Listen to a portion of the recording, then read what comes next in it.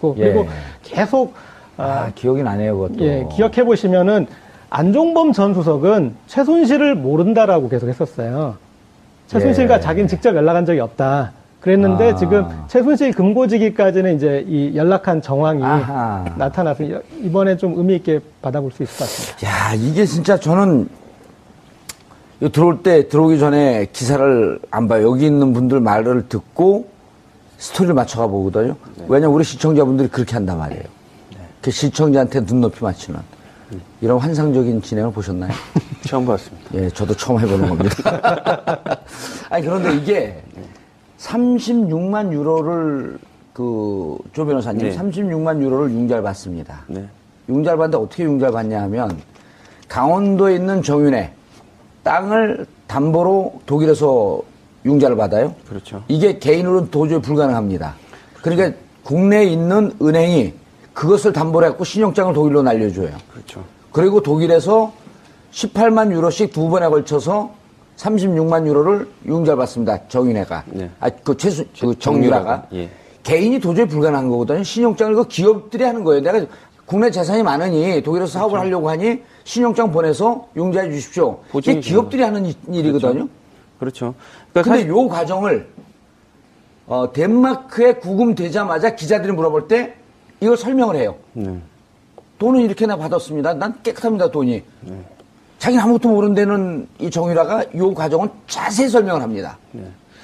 그러니까 정유라가 말하는 걸 들어보면 꽤 거짓말을 잘한다는 느낌을 좀 들습니다. 그러니까 겉으로는 되게 어리버리한 척하고 마치 잘 모르는 것처럼 보이는데 네. 말하는 걸 보면 변호사 입장에서는 다 준비되고 불리한 얘기는 잘 안 하거든요. 이제 그런 말하는 과정에서 가끔 거짓말인 게 명백한 게 좀 드러나는 부분이 있을 때 볼 때 이게 얘가 그냥 정말로 정유라라는 그 학생이 전부 다 아니에요. 예, 정유라 씨가 전부 다 이제 관련돼서 정말 몰라서 얘기하는 거 아닌 것 같다라는 생각이 들고요. 그리고 지금 정유라 씨가 지금 대출을 받을 때도 아까 말한 이상화 씨가 지금 중요한 도구로서 역할을 하지 않았습니까? 지금 업무수첩에 남겨져 있는 박근혜 전 대통령이 그 안종범 수석에게 받아 적어라 했던 이상화 씨에 관련된 독일 전화번호 있지 않습니까? 예. 이게 어떻게 보면 일반 시청자분들은 뭐 그럴 수도 있다라고 생각할 텐데 수사기관이나 재판부는 되게 중요하게 생각할 겁니다. 왜냐하면 박 전 대통령이 이상화라는 사람을 어떻게 알고 그거를 경제수사관한테 뭔가를 지시했다는 거 아닙니까? 거기 적혀 있는 건 이상화에 관련된 독일 전화번호와 이상화 이름뿐이지만 관련돼서 뭔가를 최순실 씨의 편의를 받으라고 시켰을 가능성이 높다는 거죠. 아마 재판부가 재판을 하게 되면 박 전 대통령한테 이 질문을 할 겁니다. 그러면 안종범 수석에게 경제수석에게 이상화 씨 전화번호와 이상화 씨 이름을 말해주고 그리고 뭘 지시를 했냐. 그리고 지시를 한 다음 날 돈이 들어간 거에 관련돼서 전혀 아는 바가 없냐라고 캐 물을 겁니다. 근데 박 전 대통령의 대답은 모릅니다. 제가 그랬나요? 라고 대답을 할 텐데 그러면 이제 더 미움만 사겠죠, 재판부한테. 그래도 재판부는 이 증거 능력에 대한 확신을 가질 것이다. 그렇죠. 그리고 안종범에게 지시해서 이 뇌물이 건너가는 과정을 박근혜 전 대통령이 총괄 지휘했다는 심정을 굳힐 것이다. 그러니까 일단 그 안종범 수석이 제가 그걸 적어놨는데 박 전 대통령이 그거를 지시해서 이렇게 한 부분을 전혀 모르겠습니다라고 해도 정황상으로는 박 전 대통령이 지시한 게 됩니다. 예. 근데 안종범 수석이 재판 나와서 그 얘기를 할 겁니다. 분명히 박 전 대통령이 이상화에 관련된 부분을 정보를 주고 관련돼서 정확하게 기억은 나지 않지만 그런 부분을 챙겨보라고 했다 진술이 나오는 순간 박 전 대통령이 이제 빠져나올 구멍이 없는 거죠. 이 교수님, 네네. 이 전화번호를 보고 아주 중요한 여기 단서가 있거든요. 네. 찾으셨나요? 아니, 뭐, 정확하게는 제가 못 찾았어요. 001 KT를 썼습니다. 00700도 있는데 왜 KT를 썼을까요? 글쎄요, 그거까지. 저도 잘 모르겠습니다. 잘 모르겠는데요. 우리 조 변호사 이렇게 잘 설명을 잘 해주셨는데요. 이게 지금 두 가지 미스테리예요. 하나는 분명히 그 삼성에서 그러니까 이 수첩의 날짜에 되어 있는 날짜가 2015년 9월 13일이거든요. 9월 13일. 그 이후부터 돈이 들어간 거예요? 그것도 그 이후도 바로 다음 날이에요. 다음 날. 그러니까 9월 14일 날 10억 8천만 원이 저희 삼성에 들어갔습니다. 예. 근데 아마 제가 예측할 때는 그 들어간 계좌는 최순실의 개인 계좌는 아닌 걸로 생각이 돼요. 비덱스포츠 계좌겠죠. 그렇죠. 예. 그 비덱스포츠 공식 컨설팅 계약을 해서 그리로 들어갔는데 그럼 비덱스포츠는 누구 거예요? 그래서요. 비덱스포츠는 당연히 최순실 거죠. 최순실 거 맞습니다. 비덱스포츠는. 예. 최순실 거 맞아요. 다만 형식상으로는 삼성하고 비덱하고 그 승마 관련해가지고 컨설팅 계약을 맺은 거였거든요. 그러니까 거기에 대한 소위 말하는 이제 그 필요한 경비 해가지고 보냈다고 생각되는데 필요한 경비 휴지 사는 거, 근데 개 밥 사는 거. 문제는 이제 미스테리가 당연한 계약인데 그거를 왜 대통령이 지시를 해가지고 경제수석이 파악을 해야 되는지 첫 번째가 그 미스테리죠. 그 다음에 두 번째는 단순하게 그 업무 대행을 한 것은 KB 하나은행의 독일 법인자로서 당연한 업무예요. 업무인데 왜 대통령이 2016년 1월이죠. 안종범 수석을 통해 가지고 승진을 지시를 합니다. 이상화를 승진시켜달라.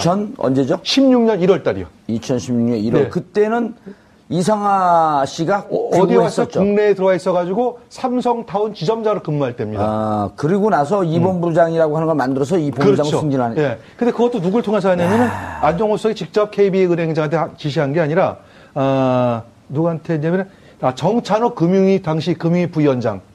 그분을 통해 가지고 금융위가 이제 아무래도 은행을 쥐고 흔드는 권력기관이니까 정찬호를 통해 가지고 이제 부탁을 하죠. 근데 아니 왜 정상적인 업무를 하는 은행의 지점장을 승진시켜달라? 그 대통령 지시사항으로?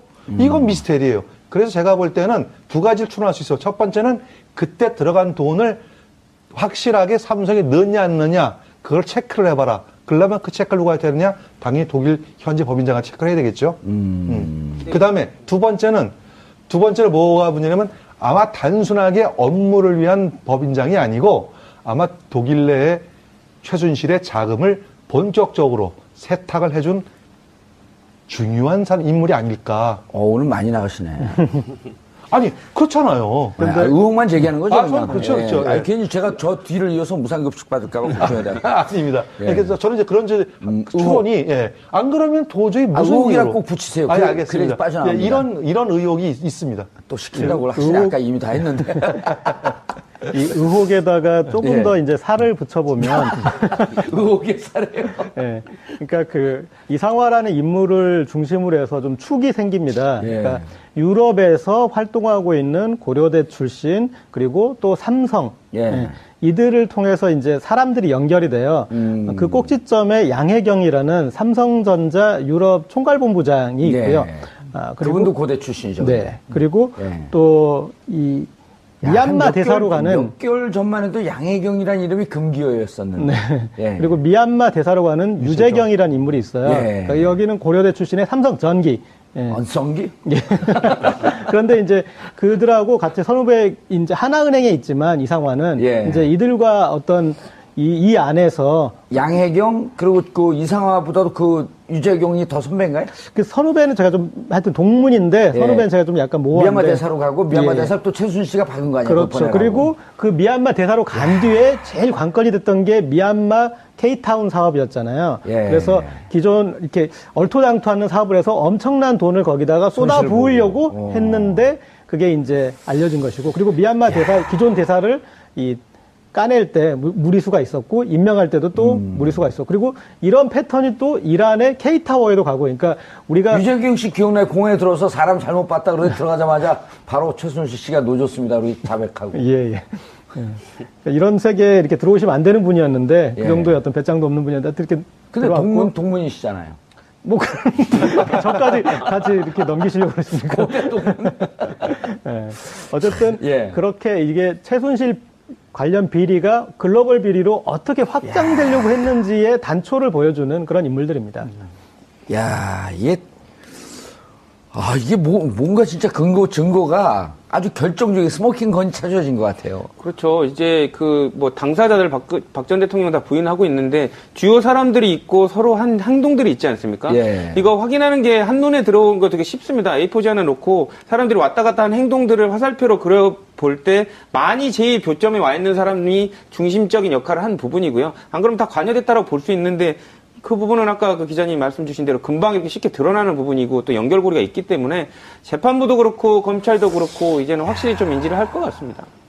아니 박근혜 대통령은 전 대통령이 이랬다고 최순실이 독일에서 돈을 받은 것도 나중에 알았다.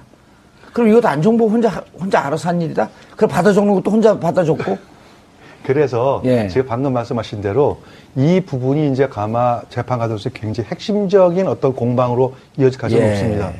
지금까지 박근혜 전 대통령의 일관적인 진술은 뭐냐면 몰랐다는 거거든요. 지시한 예. 사실이 없었다. 그런데 이번에 찾은 그 2015년도 요 7건은 대부분이 2015년도 9월달 그 근처에 다 메모예요. 7건 모두가. 근데 그때가 언제냐면은 2015년 7월달에 박근혜 전 대통령하고 이재용 삼성 부회장이 만나는 거 시작을 해가지고 웬만큼 다 이루어졌고 이제 본격적으로 미르 및 K스포츠 재단에 돈이 입금되는 시절이거든요. 예. 그렇기 때문에 어쩌면 가장 바쁜 시기에 어떻게 보면 뭐 바쁘다는 말 표현이 좀 이상합니다만 어쨌든 안종범 수석 입장에서 볼 때는 이 두 재단 관련해서 굉장히 엄청난 일을 할 요 시기였기 때문에 아마 대통령의 지시사항은 꼬박꼬박 적었던 내용이 바로 이 내용이에요. 예. 그렇기 때문에 이 부분 때문에 사실 박근혜 대통령께서 몰랐다고 하는 것은 제가 볼 땐 상당히 받아들이기 어려운 입장일 겁니다.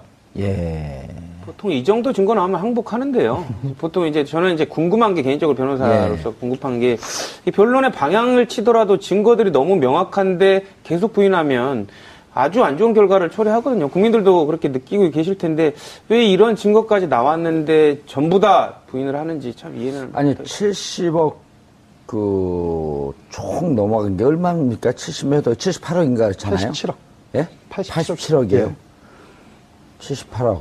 예. 근데 이게 뇌물로 되면 무기징역 아니에요? 당연하죠. 그리고 지금 그 금액이 일단 수십억 대가 되면 이제 그게 만약 유죄로 확정되면요. 확정되면 그냥 올림픽은 평생 거기서 보실 생각을 하셔야 됩니다. 근데 이제 일단 드라마를 보지 않을까요? 그렇죠. 근데 그래도 이제 아니, 올림픽은 상중계를 해줘요. 다른 드라마는 5시간이나 하루 늦게 해주는데 올림픽 주요 경기는 생중계를 해주기 때문에 근데 올림픽도 4년 단위니까요. 예, 4년 단위니까 깨알 팁을 어떻게 하셨습니까? 예, 한번 갔다 와보세요. 아니 근데 그러면 앞으로 올림픽을 10번은 못 가요?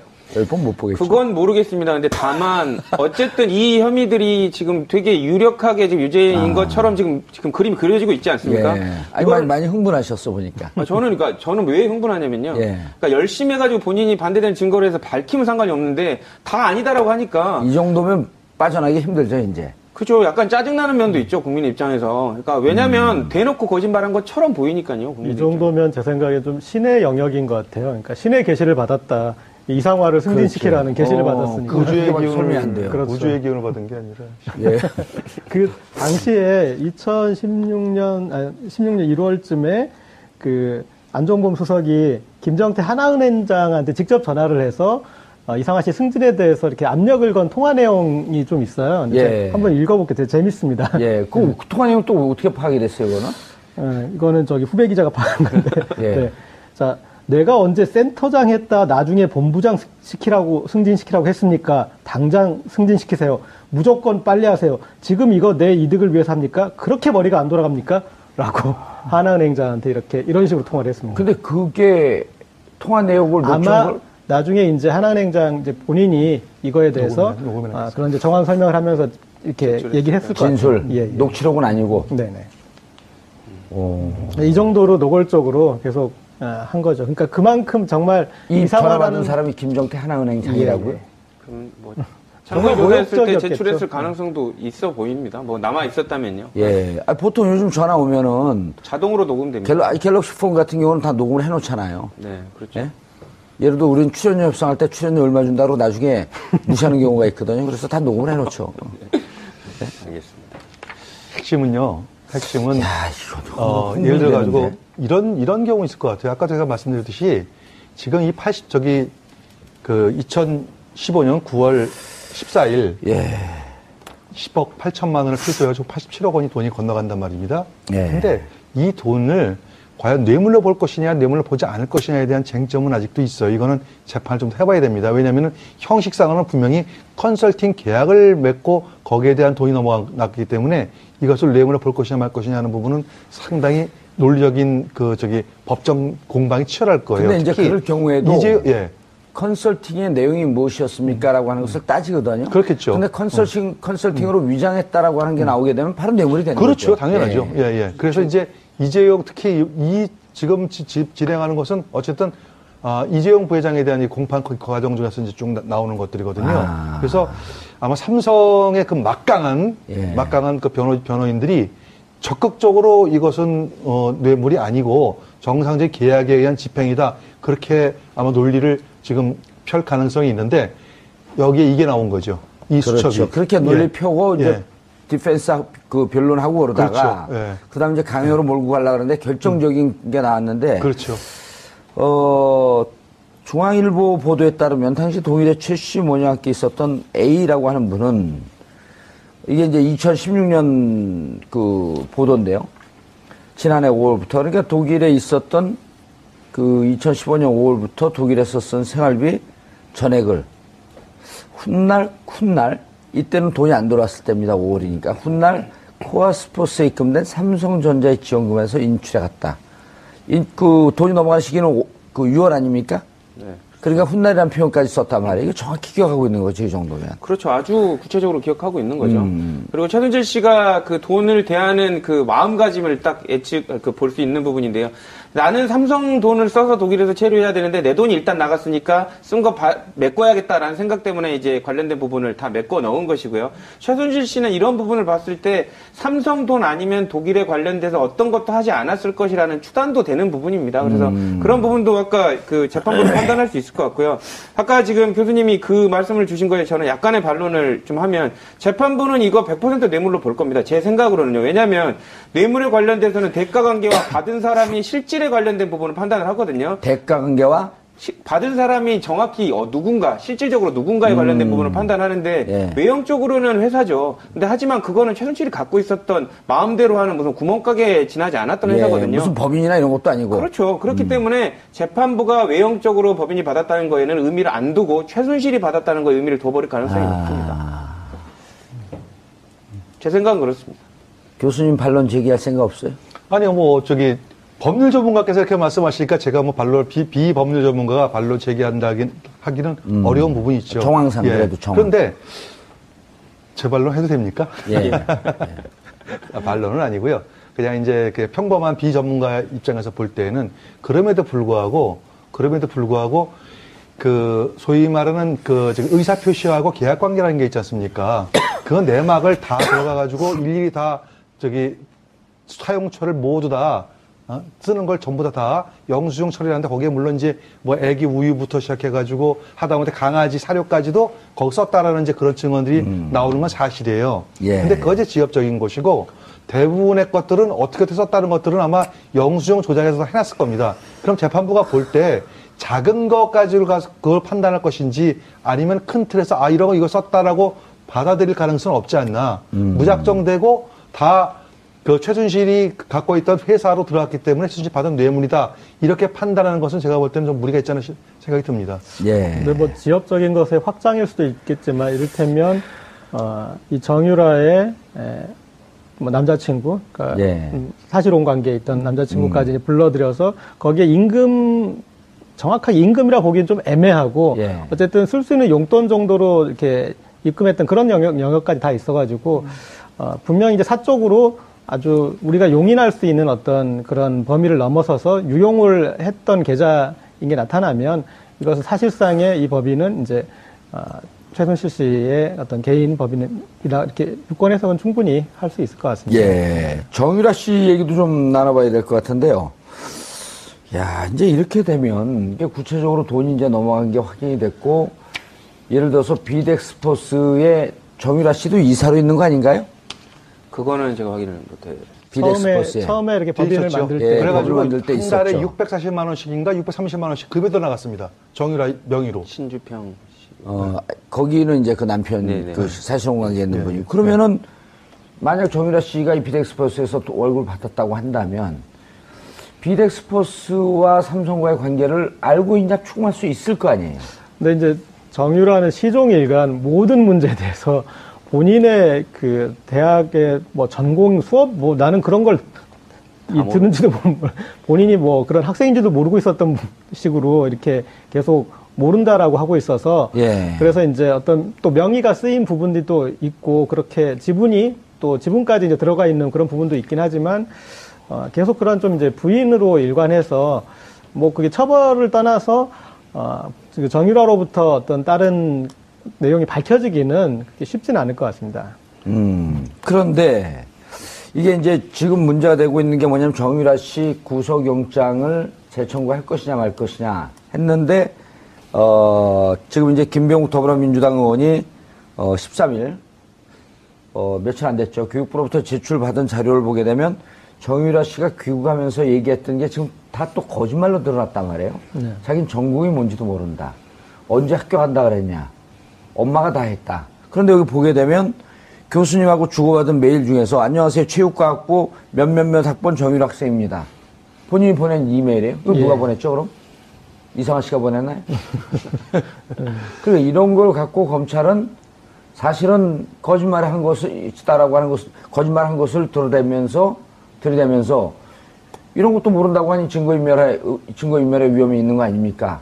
라고 재청구할 가능성이 있지 않을까요? 그렇죠. 그러니까 거기다 증거인멸 혹은 이제 증거 조작 뭐 그렇죠. 여러 가지 예. 그런 그 여지가 있어서 그러니까 저도 사실은 국민들 많이 실망하셨을 거예요. 그러니까 예. 왜냐하면 정유라 관련해서는 충분한 시간이 있었기 때문에 거기에 대해서 법적인 그런 부분들이 다 충분히 입증할 수 있는 구속영장을 발부받을 수 있을 만큼의 돼 있을 줄 알았는데 막상 이제 그런 결과가 나와서 실망스러우셨을 것 같은데 근데 그 짧은 기간 안에 이렇게 만회해서 하는 게 또 쉽지는 또 않을 것 같아요. 예. 야, 이게 어떻게 될 것 같아요? 그 구속영장 청구. 일단 뭐 특검을 거치면서 정유라 씨에 관련된 여러 부분, 그러니까 다른 혐의에 관련된 부분도 자료는 있을 것으로 보입니다. 하지만 이제 검찰이 이번에 그 정유라 씨에 관련된 구속영장 청구할 때는 업무방해나 공무집행 방해만으로도 충분히 나올 거라고 이렇게 자신을 했던 것 같습니다. 예. 그래서 확실한 것만 했는데 안 되다 보니까 본인들도 좀 당황한 것 같고요. 예. 그래서 지금 특검이나 이런 그 전에 이제 조사했던 그 여러 가지 뭐 외국환 거래법이라든지 범죄 수익에 관련된 은닉에 관련된 그 법률에 관련된 부분에 처벌을 받을 수 있는지 부분을 추가해서 영장을 청구할 수도 있을 것 같은데 또 기각되면 또 이제 코너에 몰리기 때문에 이 부분을 좀 신중하게 할 것으로 좀 보이기는 합니다. 그런데 지금 이상화 씨 같은 경우도 소환 조사해야 되지 않나요? 그렇죠. 조사할 필요가 있다고 보여집니다. 왜냐하면 지금 예전에는 그냥 뭐 이상화 씨가 해준 게 뭐 특별한 대우가 아니라 그냥 뭐 당연히 받을 수 있는 건 합법적이었다라고 했지만 지금 대통령이 관련해서 콕 집어가지고 지시한 정황이 나왔거든요. 그렇죠. 그러니까 그거는 특혜일 가능성이 높고 뭔가 이상화 씨가 관련된 내막을 많이 알고 있을 가능성이 높아진 상황이죠. 처음엔 참고인이라도 그 소환을 해서 조사하다가 피의자 신분을 전환하고 바로 그렇죠. 구속영장 청구해서 넣고. 뭐 그렇죠. 절차가 필요하면 그렇게 될 것 예. 같고 저는 이상화 씨 반드시 조사해야 된다고 봅니다. 그뿐만이 아니고 예. 지난번에 노승일 부장이 한번 증언한 게 있어요. 독일에 있는 최순실 씨의 그 재산 형성 과정 그 안에는 이제 자금 세탁도 있고 외환 도피도 있을 거예요. 이것을 확실하게 밝혀내기 위해서 4명을 조사해야 된다고 그렇게 증언한 게 있습니다. 예. 그 4명이 누구냐면은 이상화, 그 다음에 데이비드 윤, 그 다음에 코덱 스포츠의 장남수 대리라고 실무 책임자가 있습니다. 장남수 대리, 그 다음에 이제 뭐 박승관 변호사라고 이렇게 얘기가 나오는데 박승관 변호사 제가 잘 모르시는 분이고요. 그러니까 박승관 변호사는 좀 일단 놓더라도 이상화, 데이비드 윤, 코덱 스포츠의 장남수 대리 이 세 사람 반드시 조사가 필요하다 이렇게 얘기가 나왔거든요. 아마 정유라 씨 문제에 관련해가지고 확실하게 어떤 정유라 씨 어떤 범죄 입증하려면은 적어도 이 세 사람 정도는 아마 추가 조사를 해보면은 어느 정도 나오지 않을까 그렇게 생각합니다. 데이비드 윤은 실질적으로 독일에 있기 때문에 조사하기가 힘이 들고요. 현실 어렵겠죠. 예, 장남수 씨도 가능하죠. 국내 들어와 있나요? 아니, 소환해서 국내 없다면 소환해도 해야죠. 일단 이상화 씨가 여기서 키맨일 가능성이 높네요.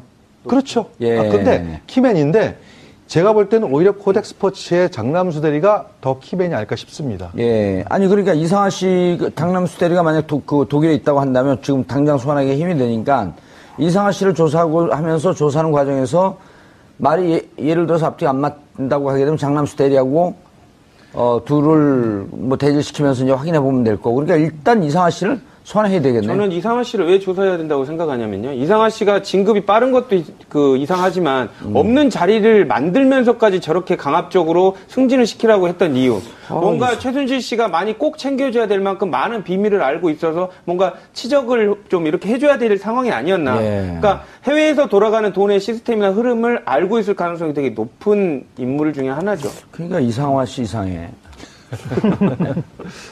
진짜 이상하잖아요. 이게 어떻게.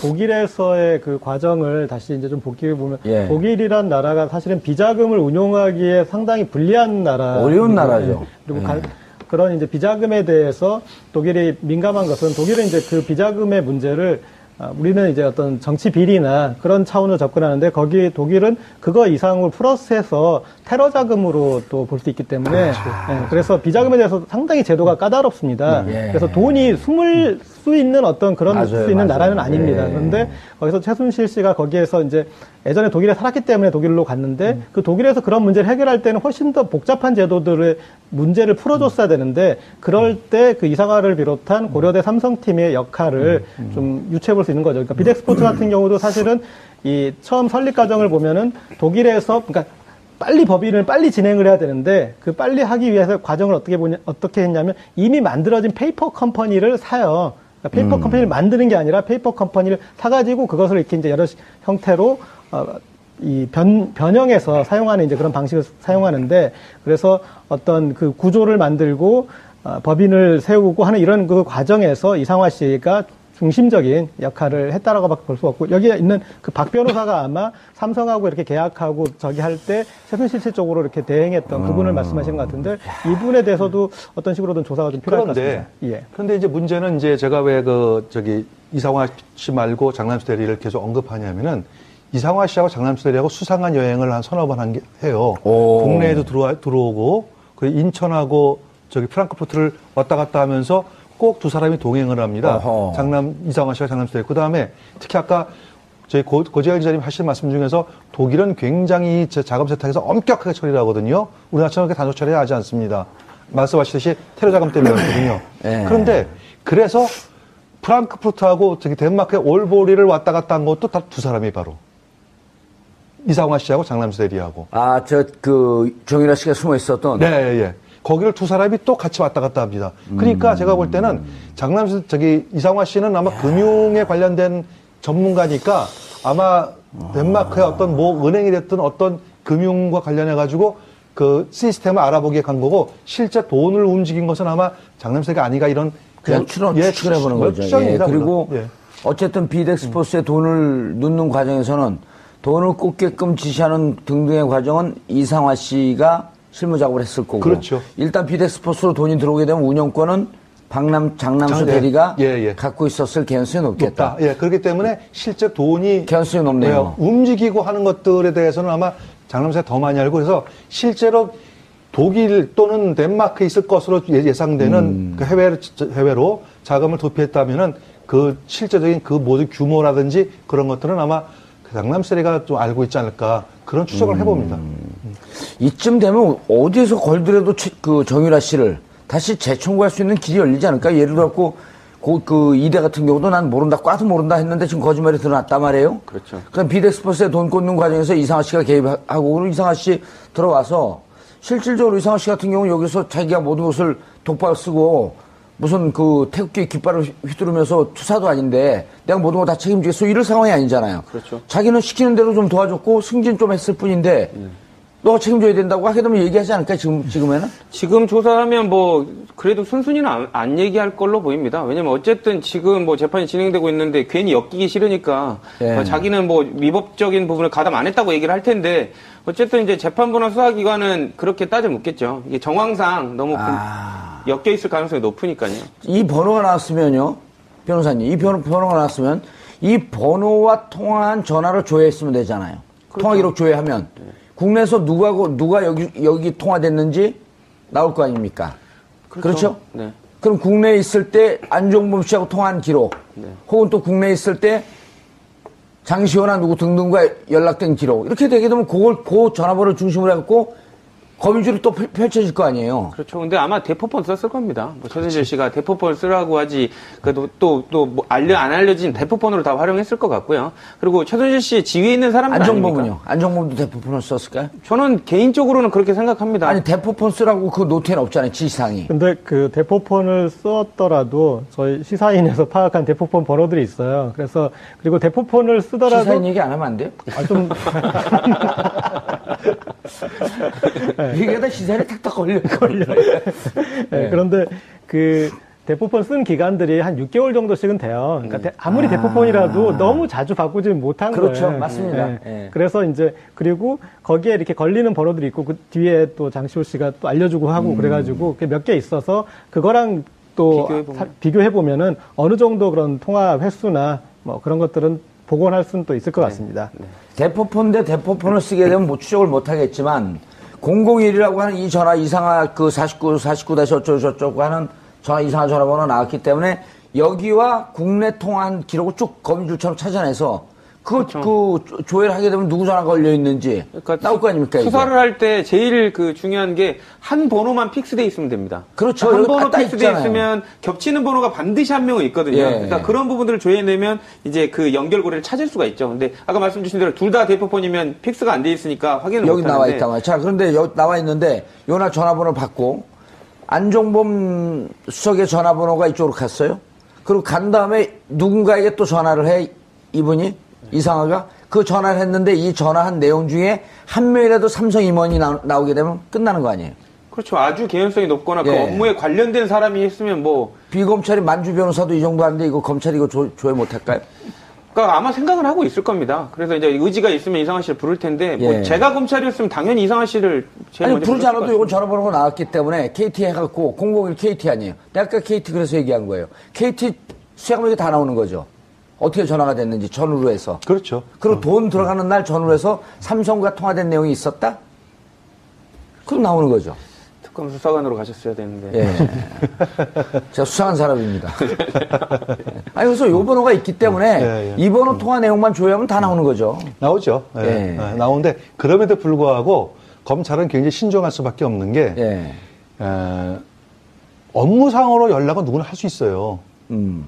그리고 청와대의 안종범 또는 안종범과 관련되어 있는 청와대 그 예. 누가 통화했다면 그거는 문제가 되는데 예. 삼성하고 통화한 것은 업무상 연락이라고 할 수 아니죠. 있습니다. 이상화 씨는요, 삼성하고 통화할 이유가 없죠. 비덱스포스 관계자면 삼성하고 통화해도 얘기가 됩니다.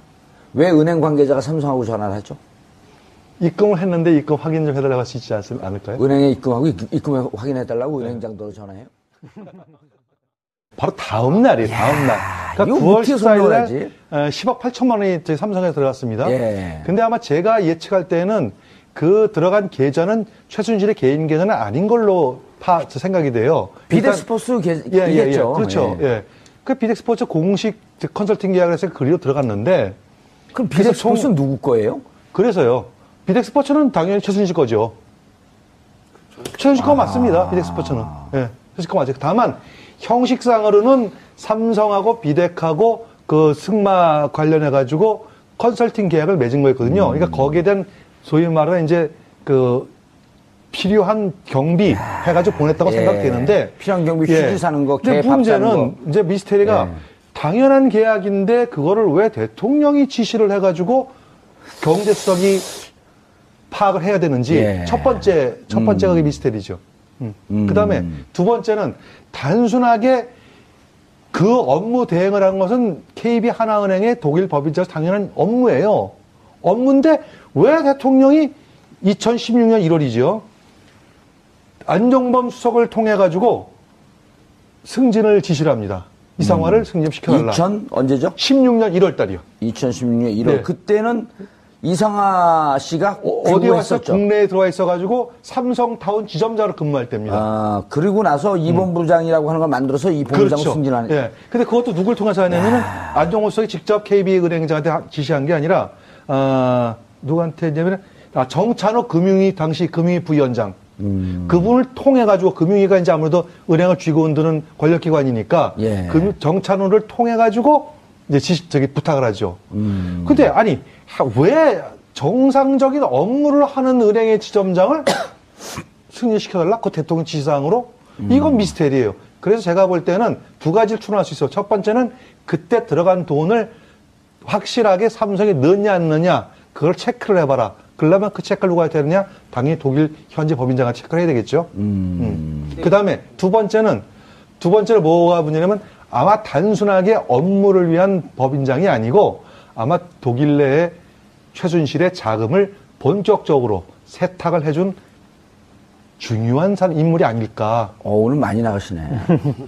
아니, 그렇잖아요. 근데 의혹만 제기하는 거죠? 저는 그렇죠, 그렇죠. 아니, 괜히 제가 저 뒤를 이어서 무상급식 받을까봐 걱정해야 돼. 아닙니다. 예. 그래서 저는 이제 그런 추론이, 예. 안 그러면 도저히 무슨 의혹이라 이유로. 꼭 붙이세요. 아니, 그래, 알겠습니다. 그래야 빠져나갑니다. 예, 이런 의혹이 있습니다. 또 시킨다고 확실히 아까 이미 다 했는데.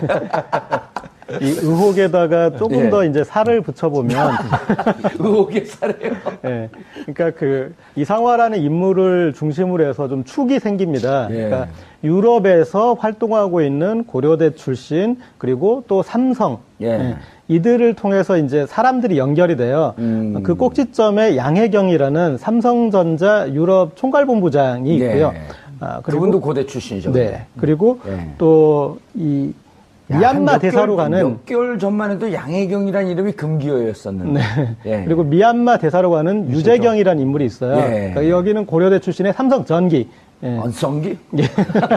그런데 이제 그들하고 같이 선후배 이제 하나은행에 있지만 이상화는 예. 이제 이들과 어떤 이 안에서 양혜경 그리고 그 이상화보다도 그 유재경이 더 선배인가요? 그 선후배는 제가 좀 하여튼 동문인데 예. 선후배는 제가 좀 약간 모호한데 미얀마 대사로 가고 미얀마 예. 대사 또 최순 씨가 박은 거 아니에요? 그렇죠. 그리고 그 미얀마 대사로 간 뒤에 제일 관건이 됐던 게 미얀마 K타운 사업이었잖아요. 예. 그래서 기존 이렇게 얼토당토하는 사업을 해서 엄청난 돈을 거기다가 쏟아 부으려고 했는데 그게 이제 알려진 것이고 그리고 미얀마 대사 기존 대사를 이 까낼 때 무리수가 있었고 임명할 때도 또 무리수가 있었고 그리고 이런 패턴이 또 이란의 K타워에도 가고 그러니까 우리가 유재경 씨 기억나요? 공항에 들어서 사람 잘못 봤다 그러고 들어가자마자 바로 최순실 씨가 놓줬습니다. 우리 자백하고. 예. 그러니까 이런 세계에 이렇게 들어오시면 안 되는 분이었는데 예. 그 정도의 어떤 배짱도 없는 분이었는데 이렇게 근데 들어왔고 동문이시잖아요. 그리고 예. 계속 기억이 나네요, 그것도. 예, 기억해 보시면은 안종범 전 수석은 최순실을 모른다라고 계속 했었어요. 최순실과 예. 자기는 직접 연락한 적이 없다. 그랬는데 지금 최순실 금고지기까지는 이제 이 연락한 정황이 아하. 나타나서 이번에 좀 의미 있게 받아볼 수 있을 것 같습니다. 야, 이게 진짜 저는 들어오기 전에 기사를 안 봐요. 여기 있는 분들 말을 듣고 스토리를 맞춰가 보거든요. 왜냐면 우리 시청자분들이 그렇게 한단 말이에요. 그 시청자한테 눈높이 맞추는. 이런 환상적인 진행을 보셨나요? 처음 봤습니다. 예, 저도 처음 해보는 겁니다. 아니, 그런데 이게 36만 유로를 조 변호사님, 네. 36만 유로를 융자를 받습니다. 네. 융자를 받는데 어떻게 융자를 받냐 하면 강원도에 있는 정윤회 땅을 담보로 독일에서 융자를 받아요. 그렇죠. 이게 개인으로는 도저히 불가능합니다. 그러니까 국내에 있는 은행이 그것을 담보로 해갖고 신용장을 독일로 날려줘요. 그렇죠. 그리고 독일에서 18만 유로씩 두 번에 걸쳐서 36만 유로를 융자를 받습니다. 정윤회가. 네. 정유라가. 예. 개인이 도저히 불가능한 거거든요. 신용장을 그 기업들이 하는 거예요. 내가 국내 재산이 많으니 독일에서 사업을 하려고 하니 신용장 보내서 융자해 주십시오. 이게 기업들이 하는 일이거든요. 그렇죠. 근데 요 과정을 덴마크에 구금되자마자 기자들이 물어볼 때 이걸 설명을 해요. 네. 돈은 이렇게나 받았습니다. 난 깨끗합니다, 돈이. 자기는 아무것도 모르는 데는 이 정유라가 이 과정은 자세히 설명을 합니다. 그러니까 정유라가 말하는 걸 들어보면 꽤 거짓말을 잘한다는 느낌을 좀 들습니다. 그러니까 겉으로는 되게 어리버리한 척하고 마치 잘 모르는 것처럼 보이는데 예. 말하는 걸 보면 변호사 입장에서는 다 준비되고 불리한 얘기는 잘 안 하거든요. 이제 그런 말하는 과정에서 가끔 거짓말인 게 명백한 게 좀 드러나는 부분이 있을 때 볼 때 이게 얘가 그냥 정말로 정유라라는 그 학생이 이제 학생 아니에요. 예, 정유라 씨가 예. 전부 다 이제 관련돼서 정말 몰라서 얘기하는 거 아닌 것 같다라는 생각이 들고요. 그리고 지금 정유라 씨가 지금 대출을 뭐 저까지 같이 이렇게 넘기시려고 그러십니까? 네. 어쨌든 예. 그렇게 이게 최순실 관련 비리가 글로벌 비리로 어떻게 확장되려고 했는지의 단초를 보여주는 그런 인물들입니다. 야, 이게 뭔가 진짜 증거가 아주 결정적인 스모킹 건이 찾아진 것 같아요. 그렇죠. 이제 당사자들 박 전 대통령 다 부인하고 있는데 주요 사람들이 있고 서로 한 행동들이 있지 않습니까? 예. 이거 확인하는 게 한눈에 들어온 거 되게 쉽습니다. A4지 하나 놓고 사람들이 왔다 갔다 한 행동들을 화살표로 그려볼 때 많이 제일 교점에 와 있는 사람이 중심적인 역할을 한 부분이고요. 안 그러면 다 관여됐다라고 볼 수 있는데 그 부분은 아까 그 기자님 말씀 주신 대로 금방 이렇게 쉽게 드러나는 부분이고 또 연결고리가 있기 때문에 재판부도 그렇고 검찰도 그렇고 이제는 확실히 좀 인지를 할 것 같습니다. 아니 박근혜 대통령은 전 대통령이 이랬다고요. 최순실이 독일에서 돈을 받은 것도 나중에 알았다. 그럼 이것도 안종범 혼자 알아서 한 일이다? 그럼 받아 적는 것도 혼자 받아 적고? 그래서 예. 제가 방금 말씀하신 대로 이 부분이 이제 아마 재판 과정에서 굉장히 핵심적인 어떤 공방으로 이어질 가능성이 예. 높습니다.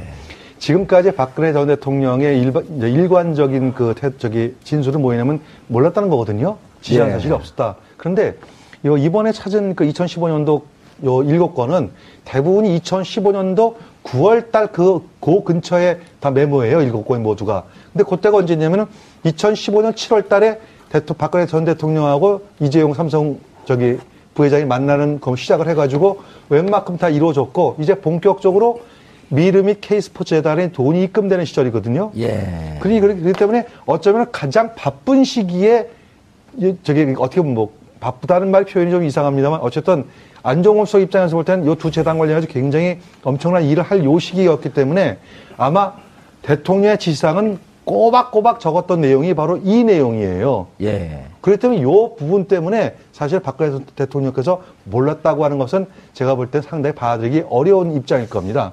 예. 받을 때도 아까 말한 이상화 씨가 지금 중요한 도구로서 역할을 하지 않았습니까? 지금 업무 수첩에 남겨져 있는 박근혜 전 대통령이 그 안종범 수석에게 받아 적어라 했던 이상화 씨에 관련된 독일 전화번호 있지 않습니까? 예. 이게 어떻게 보면 일반 시청자분들은 뭐 그럴 수도 있다라고 생각할 텐데 수사기관이나 재판부는 되게 중요하게 생각할 겁니다. 왜냐하면 박 전 대통령이 이상화라는 사람을 어떻게 알고 그거를 경제수석한테 뭔가를 지시했다는 거 아닙니까?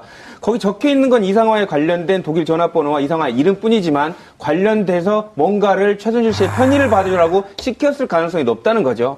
아마 재판부가 재판을 하게 되면 박 전 대통령한테 이 질문을 할 겁니다. 그러면 안종범 수석에게 경제수석에게 이상화 씨 전화번호와 이상화 씨 이름을 말해주고 그리고 뭘 지시를 했냐. 그리고 지시를 한 다음날 돈이 들어간 거에 관련돼서 전혀 아는 바가 없냐라고 캐 물을 겁니다. 근데 박 전 대통령의 대답은 모릅니다.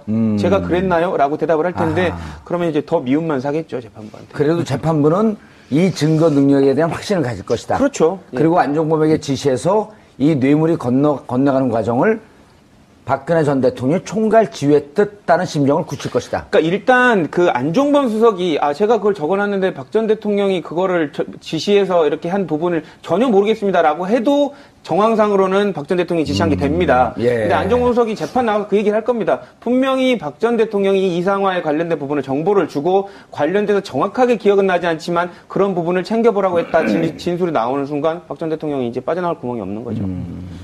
이 교수님, 네네. 이 전화번호를 보고 아주 중요한 여기 단서가 있거든요. 네. 찾으셨나요? 아니 뭐 정확하게는 제가 못 찾았어요. 001 KT를 썼습니다. 007, 00도 있는데 왜 KT를 썼을까요? 글쎄요, 그거까지 저도 잘 모르겠습니다. 잘 모르겠는데요. 우리 조 변호사 이렇게 잘 설명을 예. 잘 해주셨는데요. 이게 지금 두 가지 미스테리예요. 하나는 분명히 그 삼성에서 그러니까 이 수첩의 날짜에 되어 있는 날짜가 2015년 9월 13일이거든요. 9월 13일. 그 이후부터 돈이 들어간 거예요? 그것도 그 이후도